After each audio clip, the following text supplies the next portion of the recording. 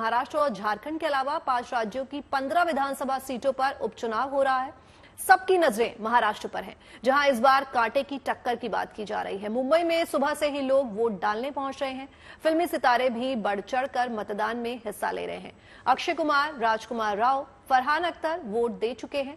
दूसरी खबर दिल्ली से है, जहां आज प्रदूषण में मामूली कमी दर्ज की गई है, लेकिन अभी भी हवा कई इलाकों में गंभीर श्रेणी में बनी हुई है। इसके अलावा आज एलन मस्क फिर से चर्चा में है। उन्होंने दुनिया के सबसे ताकतवर रॉकेट स्टारशिप को सुबह 3:30 पर टेक्सास के बोका चिका से लॉन्च किया है। ये स्टारशिप का 6वां टेस्ट है। अमेरिका के इलेक्टेड राष्ट्रपति डोनाल्ड ट्रंप भी टेस्ट देखने के लिए स्टार बेस पहुंचे थे। चलो सर भाई,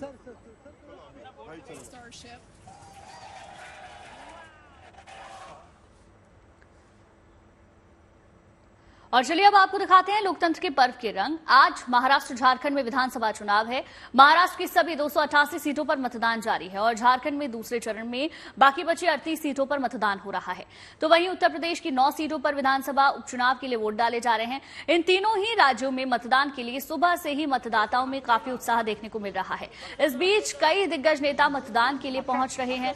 मोहन भागवत, अजीत पवार वोट डाल चुके हैं। तो वहीं मुंबई में अगर सितारों का बात करें, उनका पहुंचना भी शुरू हो चुका है। महाराष्ट्र में शरद पवार, मुख्यमंत्री एकनाथ शिंदे, इसके अलावा उद्धव ठाकरे, डिप्टी सीएम अजीत पवार, देवेंद्र फडणवीस की प्रतिष्ठा भी दांव पर लगी है। दूसरी तरफ झारखंड की जनता भी आज दूसरे चरण में वोट डाल रही है।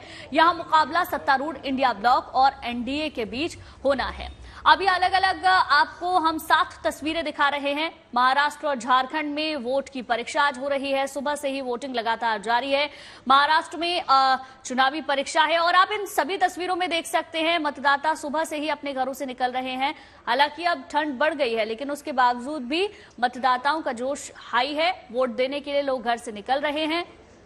चाहे वो तस्वीरें यूपी की हों, यूपी में 9 सीटों पर उपचुनाव हो रहा है। झारखंड की बची हुई 38 सीटों पर चुनाव जारी है। वहीं महाराष्ट्र में भी आज वोटिंग होनी है।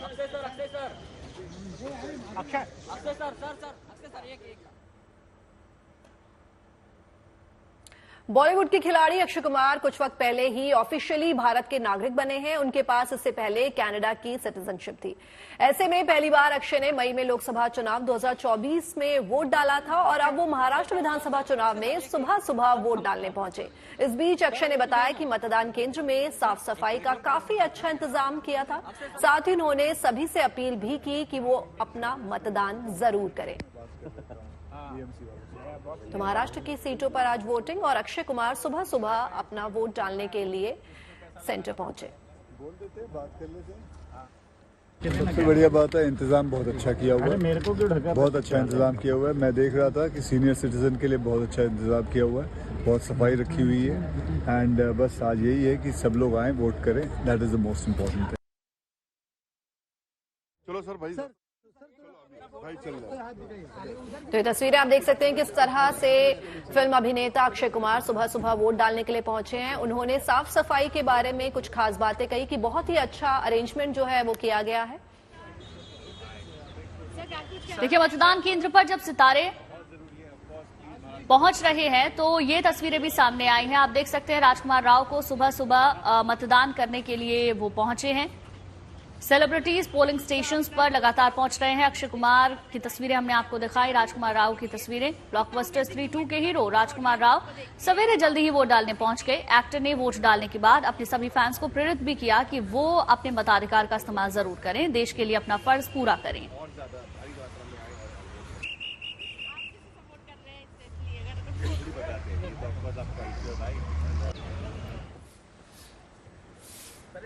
तो मतदान केंद्र जब सितारे पहुंचे तो सभी की नजर इन सितारों पर थी। सुबह सवेरे सितारे अपने कूल अंदाज में वोट डालने के लिए पहुंच रहे थे। मिर्जापुर स्टार अली फजल भी वोट डालने पहुंचे।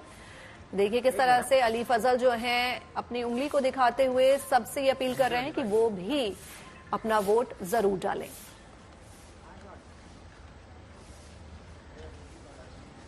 भाई सर, आप वोट दे रहे हो? हाँ सर, इस तरफ से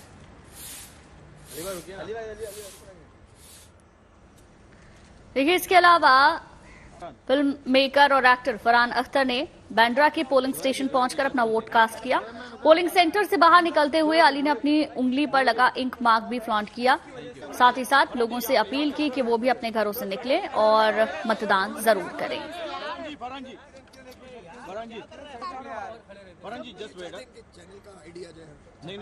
तो देखिए, सुबह की तस्वीर हम आपको दिखा रहे हैं। फिल्मी सितारे भी अपने घरों से निकले हैं अपना वोट कास्ट करने के लिए। अक्षय कुमार, राजकुमार राव, अली फजल और ये तस्वीरें फरहान अख्तर और उनकी पत्नी की।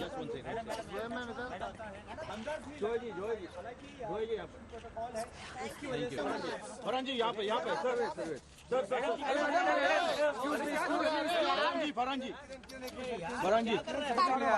फरहान जी जस्ट वेट, बताता हूँ यार भाई। आफ्टरनून में भी पहुंचे और महाराष्ट्र में नई सरकार के लिए उन्होंने मतदान किया। तो हम लगातार तस्वीरें आपको दिखा रहे हैं कि फिल्मी जगत के जो सितारे हैं वो सुबह सुबह वोट डालने के लिए पहुंचे। वो अक्षय कुमार हो, चाहे वो राजकुमार राव हो, चाहे वो फरहान अख्तर हो, और साथ ही जोया अख्तर भी वहां पहुंची। और अब तस्वीरें सोनू सूद की। तो कौन जीतेगा महाराष्ट्र का महायुद्ध, ये देखने वाली बात है। लेकिन इस वक्त सुबह जब सुबह 9 बज रहे हैं और ये अभिनेता जो हैं अपना वोट डाल के आ चुके हैं और लोगों से भी अपील कर रहे हैं कि वो अपना मतदान जरूर दें। आफ्टरनून में वोट फॉर राइट, फिर भी अपील कीजिए लोगों को बाइक वोट करो। और चलिए, इसी पर ज्यादा जानकारी के साथ देव कोटक हमारे संवाददाता हमारे साथ महाराष्ट्र से जुड़ गए हैं। देव, महाराष्ट्र में आज चुनाव हो रहा है, कई दिग्गज हैं जिनकी साख आज दांव पर लगी हुई है। अभी क्या माहौल आप देख पा रहे हैं? कौन से पोलिंग बूथ पर आप इस वक्त मौजूद हैं, बताएं जरा। जी, जैसे कि आप जानते हैं कि महाराष्ट्र चुनाव जो है 288 सीट्स और कॉन्स्टिट्यूंसीज के लिए लड़ी जाएगी और आज इलेक्शंस शुरू है, शाम के 6 बजे तक चलेंगे। मैं जहां मौजूद हूं, इस जगह का नाम है activity high school, Peddar Road पर। यहां पर सारे जो तमाम उद्योगपति और बिजनेसमैन हैं यहाँ पर आते हैं। कुछ ही देर पहले वेदांता ग्रुप के वाइस चेयरमैन भी यहाँ पर आए थे।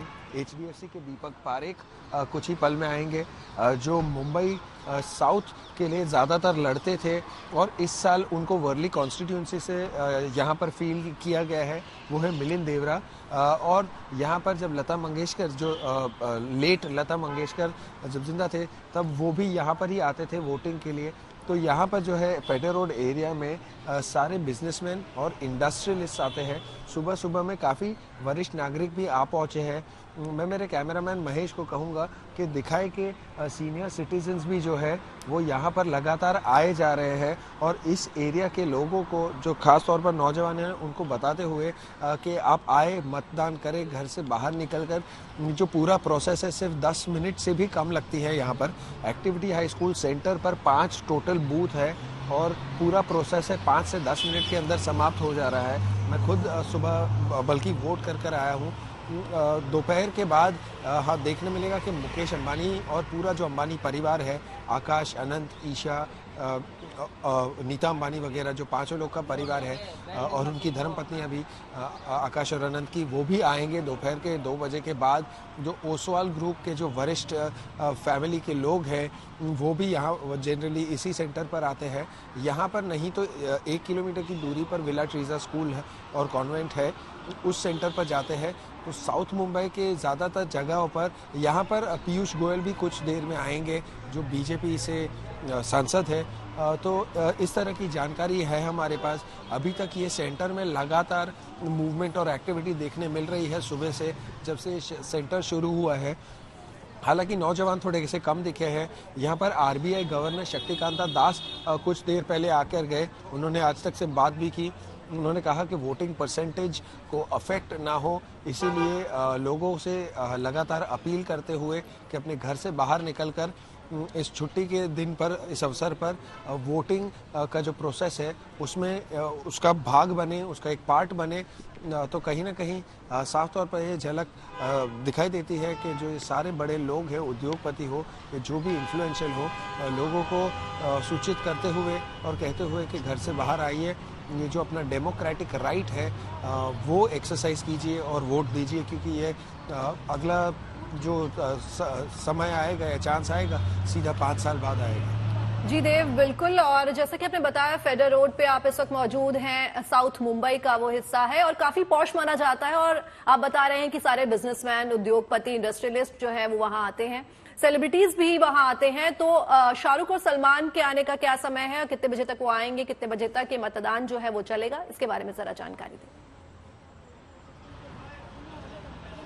जी, जहाँ पर मैं खड़ा हूँ यहाँ पर सेलिब्रिटीज़ और जो बॉलीवुड के खास तौर पर लोग और रिप्रेजेंटेटिव्स हैं वो यहाँ पर उतना नहीं आते हैं। पेडर रोड इलाके में मैं जहाँ पर खड़ा हूँ यहाँ पर इस एरिया में मोस्टली उद्योगपति, इंडस्ट्रियलिस्ट और बड़े बड़े बिजनेस हाउस के ओनर्स वगैरह आते हैं। शाहरुख खान और सलमान खान की जैसे कि आपने बात की, वो बांद्रा में रहते हैं तो उनके वोटिंग सेंटर्स भी बांद्रा में ही पड़ते हैं। वो 11 बजे से 1 बजे के बीच में कभी भी जा सकते हैं। जमुना बाई नरसी ऐसा एक हॉटस्पॉट माना जाता है। माउंट मैरीज बांद्रा में माना जाता है क्योंकि सारे जो सेलिब्रिटीज़ है वो उसी साइड रहते हैं।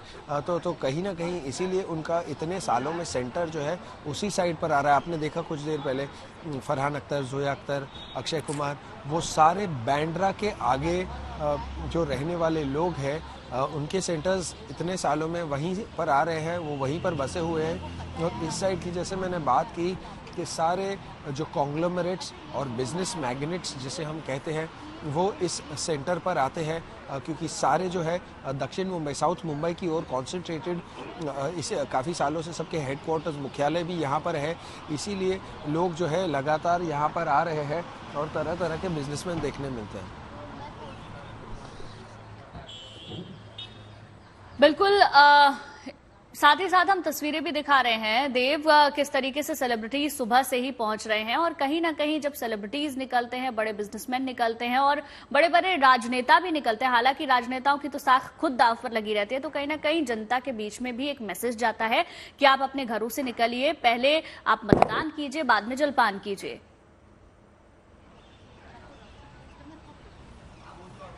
जी बिल्कुल, क्योंकि साफ तौर पर जो है हमें देखने मिलता है कि वोटिंग परसेंटेज और आंकड़े हमेशा गिरते हुए क्यों जाते हैं, क्योंकि लोग इसे एक एक्सटेंडेड हॉलिडे की तरह मानते हैं। शहर के बाहर निकल जाते हैं, फार्म हाउस चले जाते हैं। तो इसीलिए सरकार का भी हमेशा यही निवेदन रहता है लोगों से।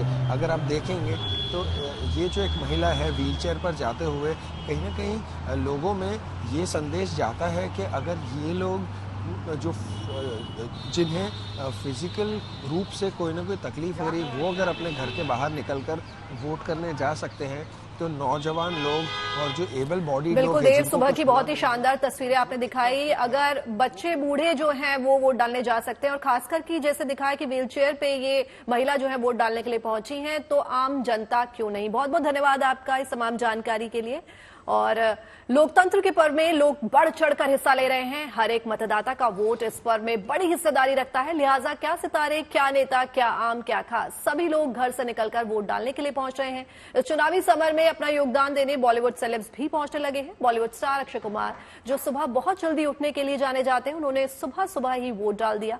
इसके अलावा ब्लॉकबस्टर 3-2 के हीरो राजकुमार राव भी वोट डालने पहुंचे। वहीं अपने कूल अवतार में मिर्जापुर स्टार भी नजर आए, अली फजल भी वोट डालने पहुंचे और actor film maker Farhan Akhtar ने बांद्रा के पोलिंग स्टेशन पहुंचकर अपना वोट डाला। वहीं मुंबई में सलमान खान और शाहरुख खान वोट डालने के लिए पहुंचने वाले हैं, लिहाजा मुंबई पुलिस उनके पहुंचने से पहले सुरक्षा का जायजा ले रही है, क्योंकि हाल ही में सलमान खान को लॉरेंस बिश्नोई के नाम पर कई धमकियां मिली हैं। इसके बाद पुलिस उनकी सुरक्षा को लेकर अलर्ट है।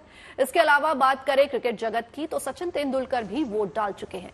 सचिन अपने परिवार के साथ वोट डालने के लिए पहुंचे थे।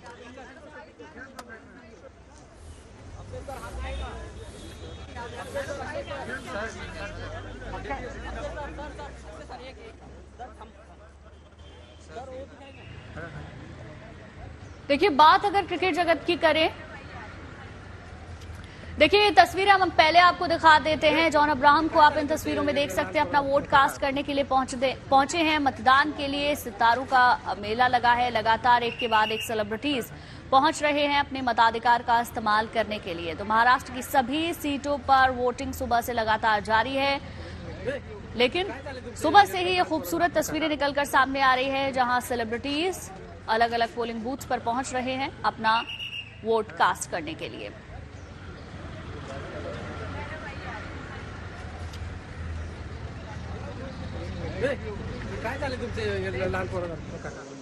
और अब अगर बात क्रिकेट जगत की करें तो क्रिकेटर सचिन तेंदुलकर अपने परिवार संग वोट डालने के लिए पहुंचे। आप देख सकते हैं कि उनकी बेटी सारा भी उनके साथ मौजूद है और सचिन, पत्नी अंजलि और बेटी सारा तेंदुलकर के साथ मुंबई में मतदान करने पहुंचे। इस दौरान तीनों ने पूरी प्रक्रिया अपनाई और मतदान किया। सचिन, अंजलि और सारा ने अपनी अपनी उंगली पर लगा इंक मार्क भी काफी फ्लॉन्ट किया। तो सचिन तेंदुलकर की तस्वीरें सुबह सुबह मतदान केंद्र पर सचिन तेंदुलकर, उनकी पत्नी अंजलि और सारा भी वोट डालने के लिए पहुंची और वोट डालने के बाद सचिन तेंदुलकर और उनकी पत्नी अंजलि और सारा ने अपनी उंगली पर लगी इंक को फ्लॉन्ट किया। आइए वोट कीजिए, ये हमारी एक रिस्पॉन्सिबिलिटी है। ECI का मैं आइकन हूँ, तो बहुत समय से मैं यही कह रहा हूँ, लोगों को यही दरख्वास्त कर रहा हूँ कि आइए वोट कीजिए, हमारी रिस्पॉन्सिबिलिटी है। सारे ऑर्गेनाइजर्स ने यहाँ पे अच्छी फैसिलिटीज़ की है, सिर्फ हमारे लिए नहीं, मगर मैं ये उम्मीद करता हूँ कि सारे लोगों के लिए अच्छी फैसिलिटीज़ रहेंगी। पूरा जो पीरियड है, वोटिंग पीरियड, वो पूरे समय तक अच्छी फैसिलिटीज़ रहे, यही मैं उम्मीद करता हूँ और किसी को तकलीफ ना हो। आइए ज़रूर वोट कीजिए।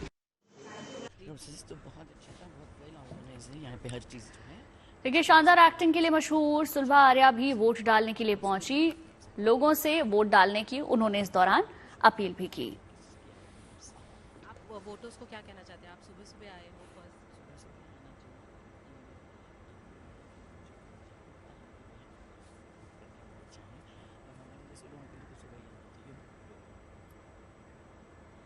तो वहीं अयाज खान भी वोट डालने के लिए पहुंचे। इस बीच अयाज अपनी मां के साथ नजर आए। अयाज और उनकी मां ने वोट डाला और अपने फैंस से भी वोट डालने की अपील की।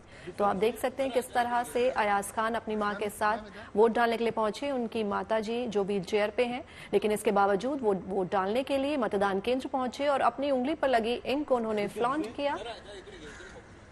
हम लोग यहाँ पर लगातार वोट करने आए हैं और सबसे All of you, you have to vote. One, तो it's cool to vote because आपको ताने मिलेंगे if you don't vote. Secondly, it's for you.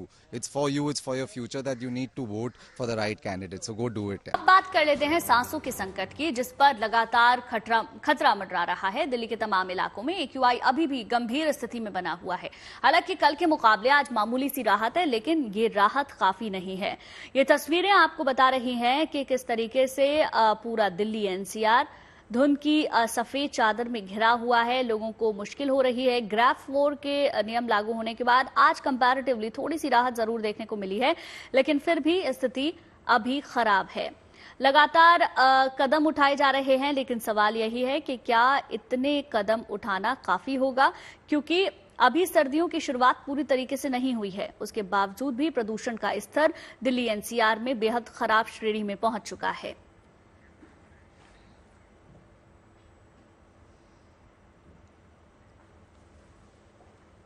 तो दिल्ली की हालत ये हो रखी है कि घर के बाहर मास्क तो घर के अंदर एयर प्यूरिफायर का इस्तेमाल कर प्रदूषण से आप अपने आप को काफी हद तक बचा सकते हैं।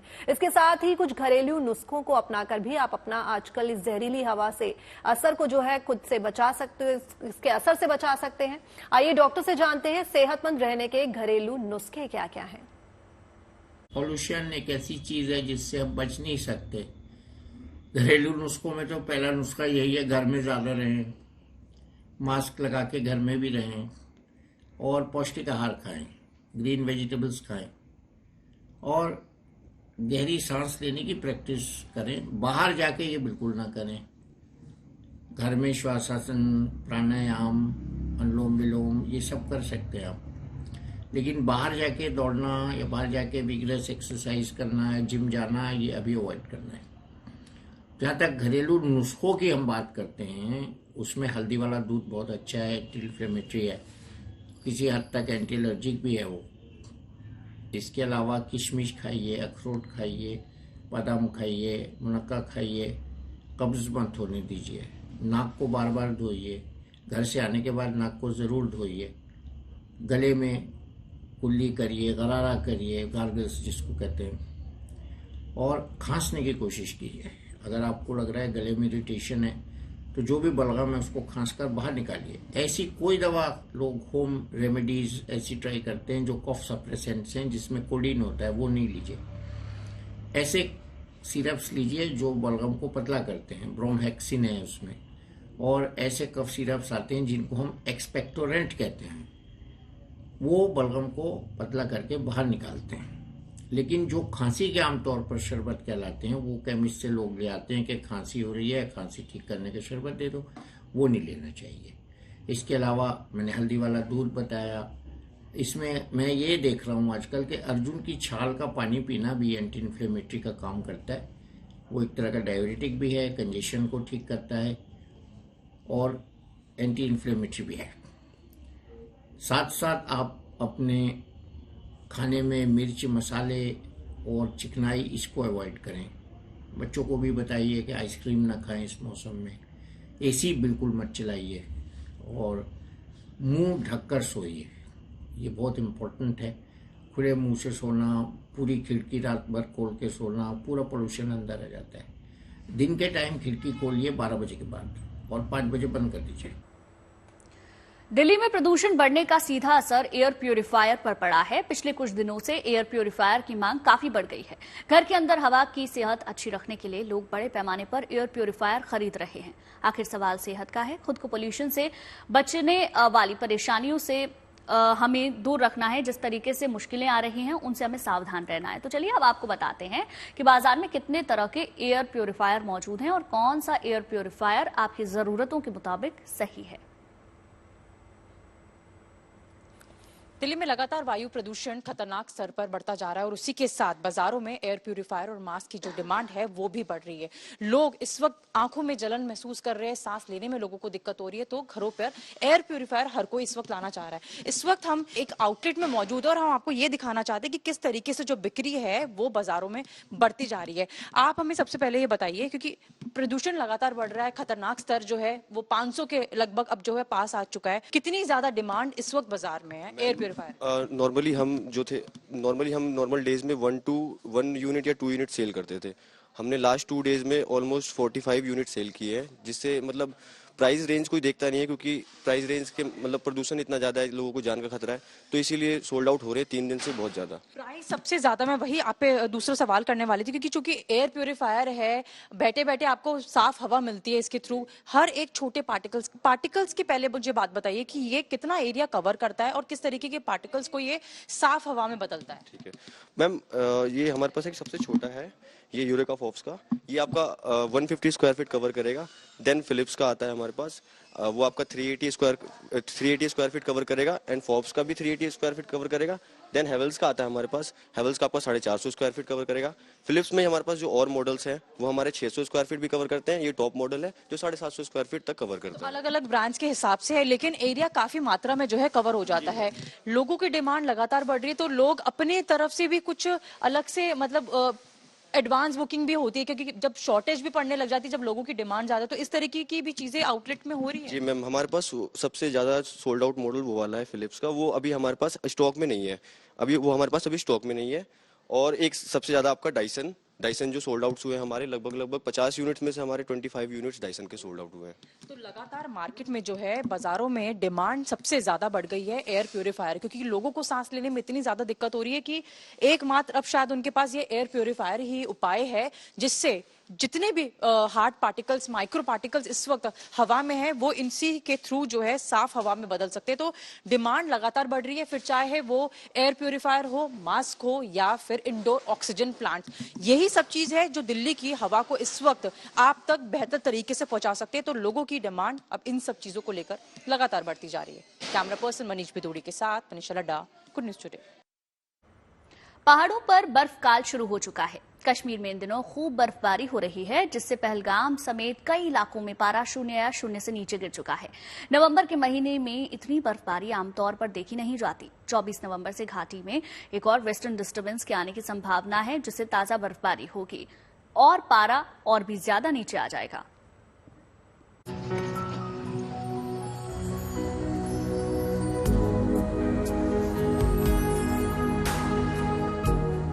आसमान से गिरते बर्फ के फाहों ने कश्मीर को अपनी गिरफ्त में ले लिया है।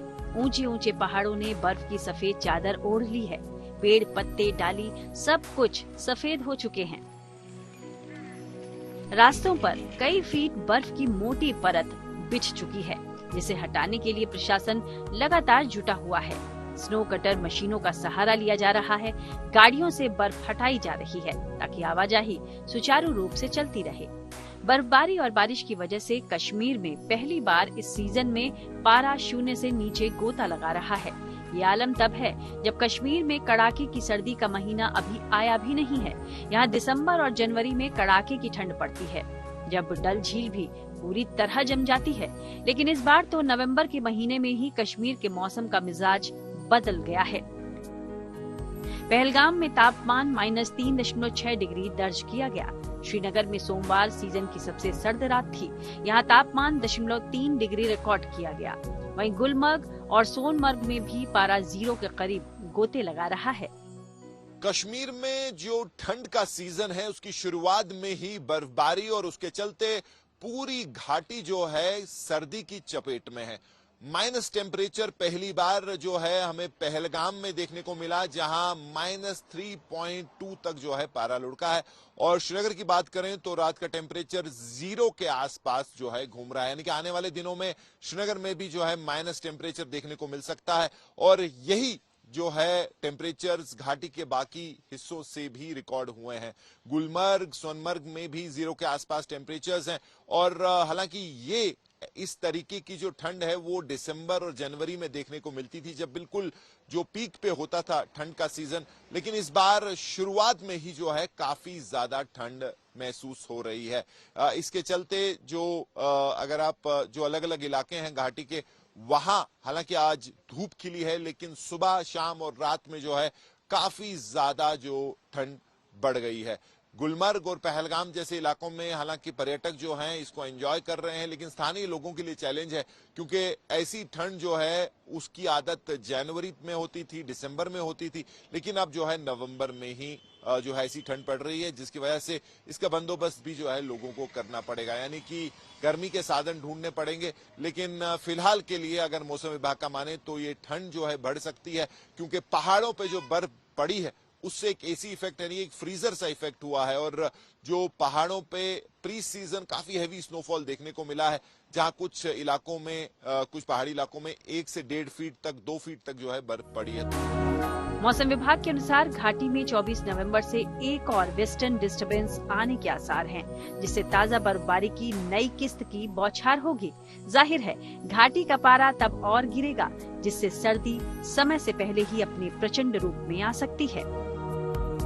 घाटी के मुख्य पर्यटन क्षेत्र सोनमर्ग, गुलमर्ग, पहलगाम और गुरेज, जहां पिछले दिनों बारिश के साथ जबरदस्त बर्फबारी भी हुई है। इन इलाकों में बड़ी तादाद में ताजा बर्फबारी होने की संभावना है, जिससे दिल्ली समेत मैदानी इलाकों में ठंड और बढ़ जाएगी। श्रीनगर से मीर फरीद के साथ bureau report, good news today. भारतीय सेना न सिर्फ देश के दुश्मनों से सरहद की रक्षा करती है, बल्कि देश और देश के बाहर आपदा में रेस्क्यू ऑपरेशंस को भी अंजाम देती है, जिसके लिए अलग अलग एजेंसीज के साथ बेहतरीन तालमेल और समन्वय की भी जरूरत पड़ती है। भारतीय सेना ने आपदा में राहत और बचाव कार्य को दक्षता से करने के लिए संयुक्त विमोचन 2024 अभ्यास को अंजाम दिया। ये एक सालाना अभ्यास है, जिसे गुजरात के तट पर 18 और 19 नवंबर को किया गया।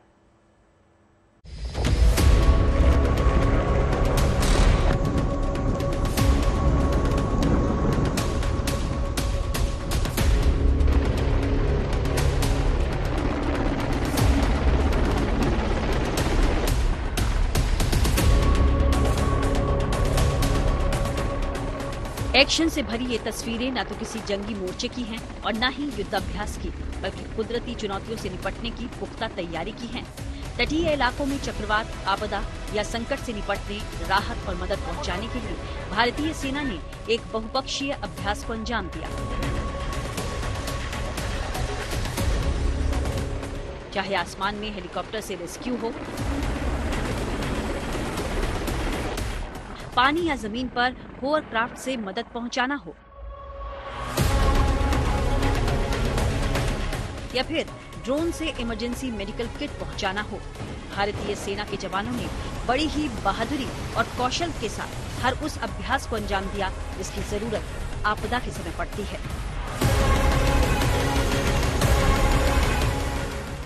केरल, तमिलनाडु, ओडिशा, गुजरात, पश्चिम बंगाल जैसे तटीय इलाकों को हर साल किसी न किसी चक्रवाती तूफान का सामना करना ही पड़ता है।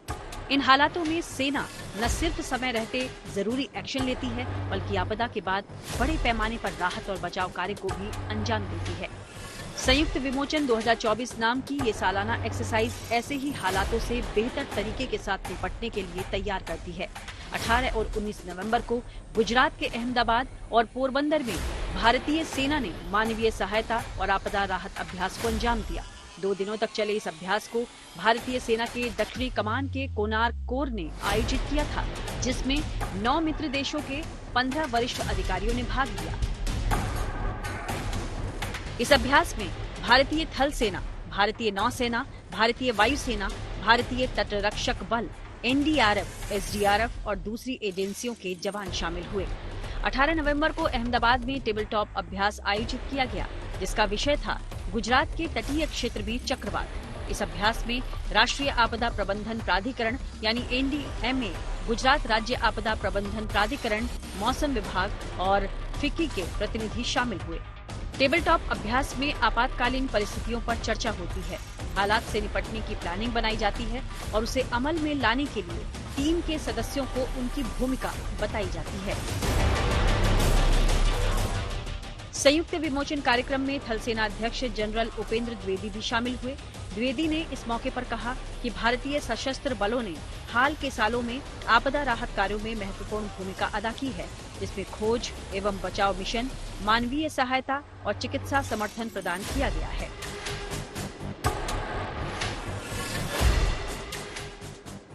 उन्नीस नवंबर को शुरू हुआ एक्शन यानी योजना को धरातल पर लाने की कार्रवाई प्रदर्शन कार्यक्रम की शुरुआत असैन्य प्रशासन से सशस्त्र बलों की मांग के साथ हुई। इसके बाद सेना के जवानों ने पहले प्रभावित क्षेत्रों का हवाई सर्वेक्षण किया।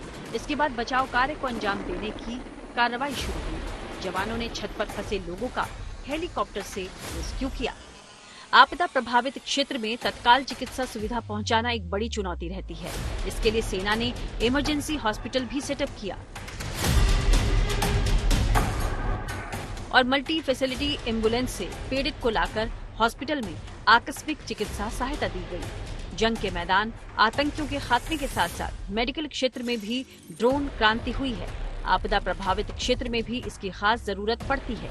सेना ने दिखाया कि कैसे ड्रोन का इस्तेमाल खून, दवाइयां समेत स्वास्थ्य सेवा से जुड़ी जरूरी चीजों को पहुंचाने के लिए किया जाता है। भारतीय सेना ने इस अभ्यास के जरिए ये दर्शाया कि सेना न सिर्फ देश में आपदा से निपटने के लिए तैयार है, राहत और बचाव कार्य को भी अंजाम देती है, बल्कि दुनिया भर में जहां कहीं भी कुदरती आपदा में मदद की जरूरत पड़ी है, भारतीय सेना ने पूरे दमखम के साथ सहायता की है।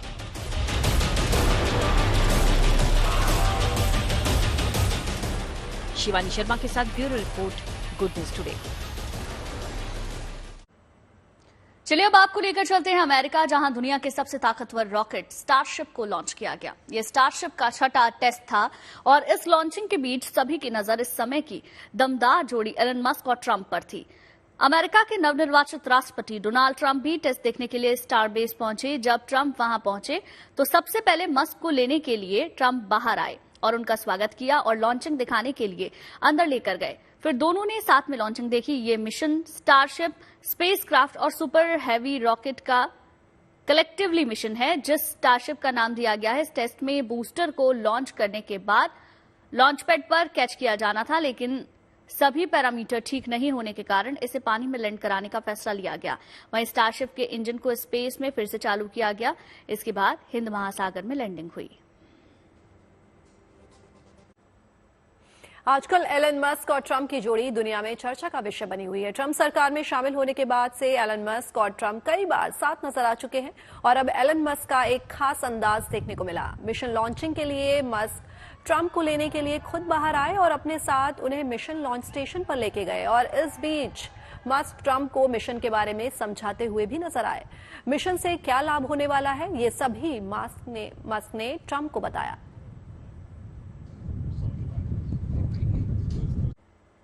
बद्रीनाथ धाम से निकली आदि गुरु शंकराचार्य की गद्दी आखिरकार अपने शीतकालीन गद्दी स्थल नरसिंह मंदिर पहुंच गई। अब अगले 6 महीने यही भगवान बद्री विशाल की पूजा अर्चना होगी। यहां आपको भगवान बद्री विशाल के प्रति श्रद्धालुओं की भक्ति और आस्था के उन्हीं पलों को दिखाते हैं जब शंकराचार्य जी की गद्दी नरसिंह मंदिर लाई गई।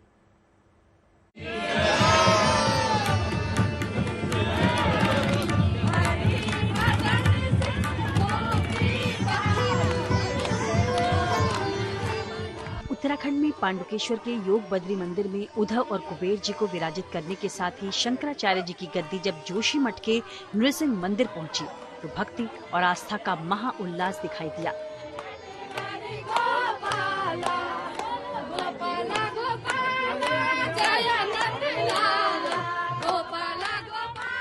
परंपरा, विश्वास और रीति रिवाजों का ये संगम खुद में बेहद अनूठा रहा। सनातनी परंपरा में पहाड़ी संस्कृति का समावेश इन सभी मान्यताओं और आस्था को और गहरा बना देता है। तभी तो बद्रीनाथ धाम से अपने शीतकालीन प्रवास के लिए निकली शंकराचार्य जी की गद्दी का लोकगीतों और वेद ऋचाओं की परस्पर गूंज के बीच स्वागत अर्चन हुआ, जिनको नृसिंह मंदिर में उनकी शीतकालीन गद्दी स्थल पर पारंपरिक अनुष्ठानों को निभाते हुए विराजित किया गया।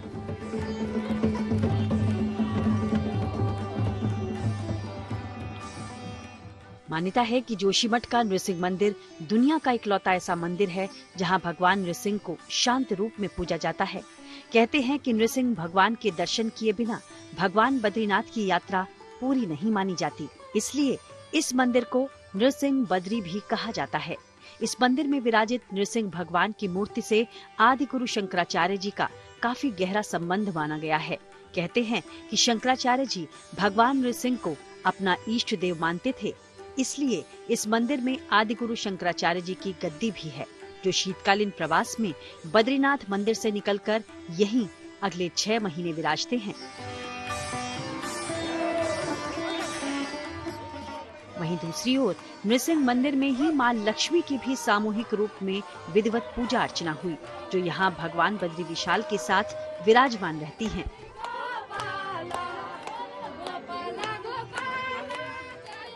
पौराणिक काल से चली आ रही इस परंपरागत बद्रीनाथ यात्रा का समापन भी तभी होता है जब ठंड का मौसम शुरू होते ही बद्रीनाथ धाम से निकलकर भगवान बद्री विशाल लक्ष्मी जी संग जोशीमठ के इस नृसिंह मंदिर में विराजते हैं।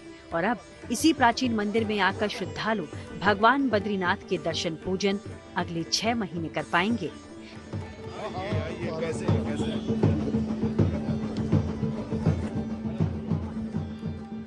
जोशीमठ से कमल नयन सिलोड़ी के साथ bureau report, good news today.